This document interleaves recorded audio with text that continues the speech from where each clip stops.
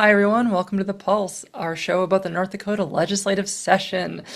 Let's get into it. So we have 699 bills right now for our 69th legislative session, which is nice. That's cool. Today we had 20 bills introduced, so not a marathon day like some of our days have been this week. Keep in mind, in 4 days is the deadline for our House representatives to put in a bill. So it is very possible on Monday it'll be a Hail Mary and we'll get 500 bills. Who knows? What I really want to talk to you tonight is about what I do as someone who de-silos in North Dakota.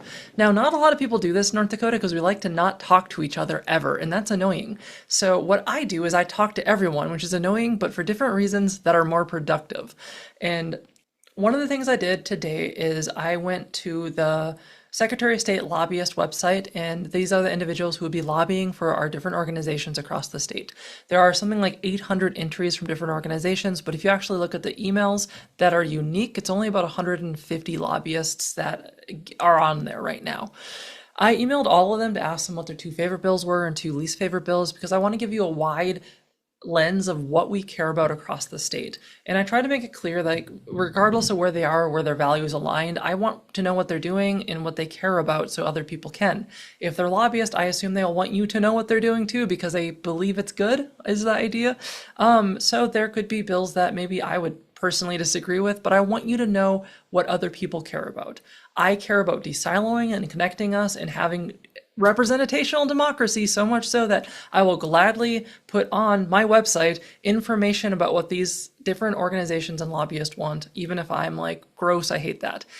That's what it is to de-silo. So that's one of the efforts I've done. Two other things that I'm doing is I'm talking to organizations. If you go onto my website, the first thing is my newsletter, and the second one is a lot of the organizations are kind of our advocacy organizations across the state. I also reached out to these organizations and sent them emails asking them the same question. What do they care about? Because I want to put that out there for people to see.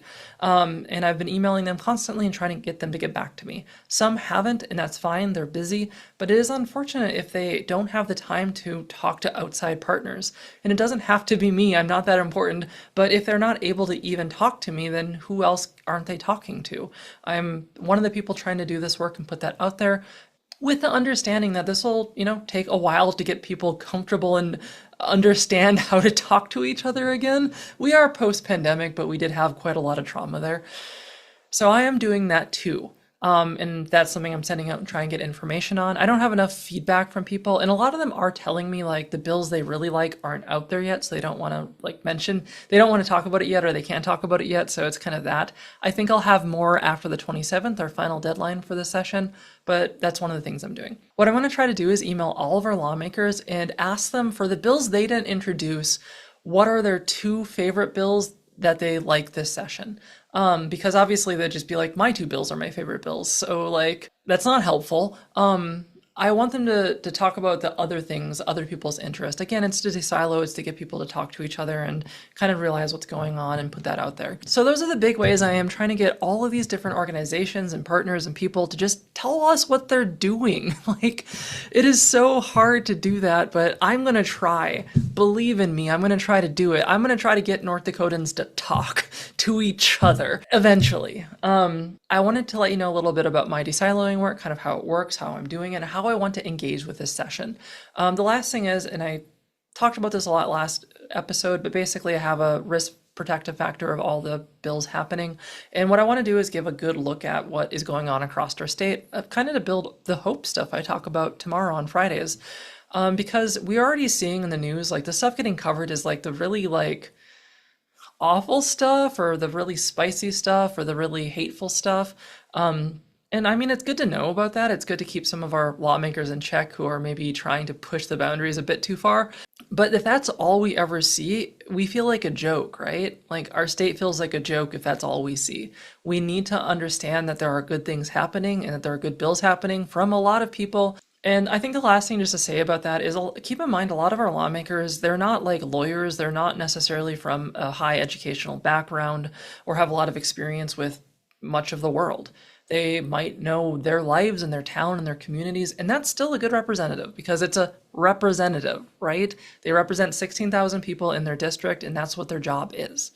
So they're people like you and me. They're people that go to grocery stores, they're people that interact with their community. I'm not saying they aren't accountable for the bills they bring up or the ways they conduct themselves or anything that can make you mad for any reason, but I am saying that try to think about them as people first. Try to think about them within the context of just being anyone else. Try to start your conversation like you would any other stranger. And I think you could probably get a lot further and understand them better that way. Or, do the best you can. It's tough. I get it. Most people aren't good at interpersonal communication in general. But I don't know. Try to be a little bit kind and understanding. Both to them and yourself. We have to get through session. We all live in the same state. We're all here tomorrow, hopefully.